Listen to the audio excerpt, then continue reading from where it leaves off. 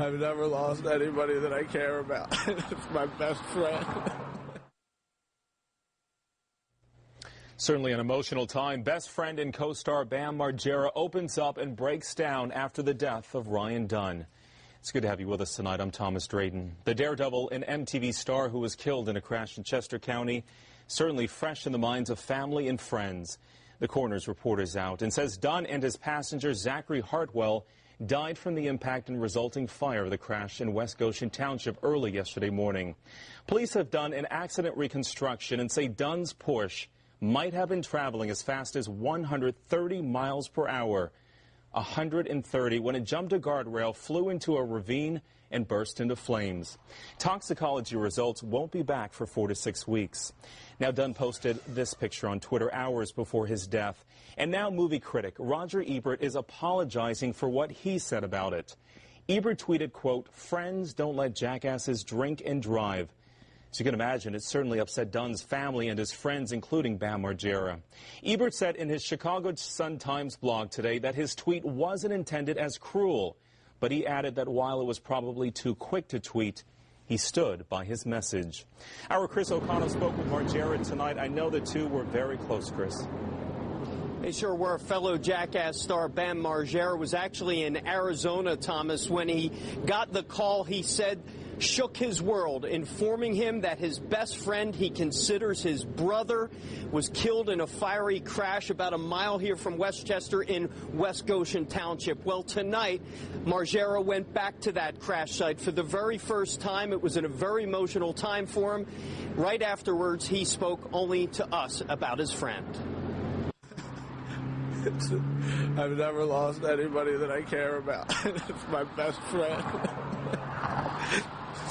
I was in Arizona when I heard, and I just remember I was with some friends having the best time ever, and at 12:30, I just started punching out the windows of the rental van and ripping out the speakers, and I don't even know why. I wasn't mad at anything or anybody, and if it's 12:30 there, that means that it was exactly when he crashed. He was the happiest person ever. The smartest guy. He had so much talent. And he had so many things going for him. It's just not right. Not right.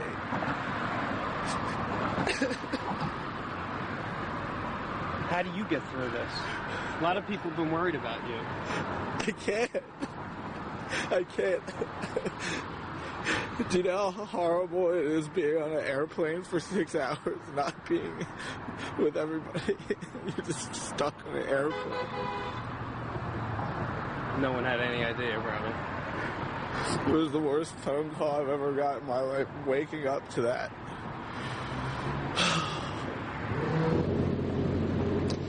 Margera clearly overwhelmed in that interview. He says everyone in the world knew Dunn as that guy with the crazy antics and stunts in the Jackass movie. Margera says he knew Dunn like no one else in the world, like his brother. He says he will never recover from a loss like this, Thomas. Certainly understand his pain. You think about your own friends, the ones that you love, and about losing them. I'm curious, are fans still coming out to the crash site, Chris?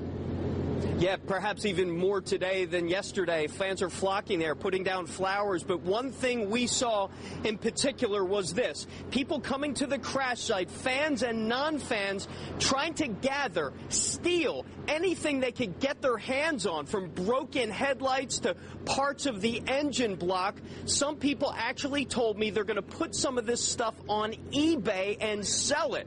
T-shirts and lighters and all kinds of things have already made their way on eBay, but at the crash site, you should have seen these people pilfering away whatever they could. I talked to a police officer. They said that is illegal. That is still an investigation scene, and these people should not be doing this, but they were taking away everything they could get their hands on. And frankly, I think it's a disgrace, Thomas. It really is. It's downright low. I mean, come on, people. Our Chris O'Connell reporting tonight. It's just sad. Chris, thank you.